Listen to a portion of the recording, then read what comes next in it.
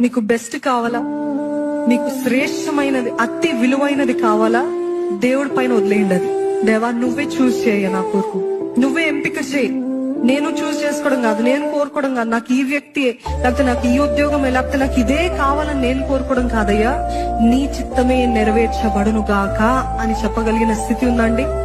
అవును, ఆయన చాలా మంది ఆరాట పడుతున్నారు, వేచి ఉండే సమయంలో ఉన్నారు. పదే పదే దేవుడు అదే చెప్తున్నాడు. చాలా మంది మీలో వేచి ఉండే సమయంలో ఉన్నారు. You're in the waiting season and God's silence season. అవునా కదా? దేవుడు ఎందుకు మౌనంగా ఉన్నాడు? దేవుడు నన్ను ఇంకెందుకు ఇంతకాలం వేచి ఉండమంటున్నాడు? నాకు అర్థం కావట్లేదు అని డిస్కరేజ్మెంట్ వచ్చేస్తుంది. అన్నిటికంటే కష్టమైనది ఏంటి తెలుసండి? దేవుడు మౌనంగా ఉన్నప్పుడు ఆయన పైన ఆధారపడి ఉండటము కష్టము. నమ్ముతున్నారా? ఆన్సర్ రావట్లేదు, ఎటువంటిది ఏ సమాధానము రావట్లేదు, ఏమీ స్పష్టంగా కనపడట్లేదు. కానీ నన్ను నమ్ము, నన్ను నమ్ము, నన్ను నమ్ము అంటున్నాడు దేవుడు. ఎట్లుంటది?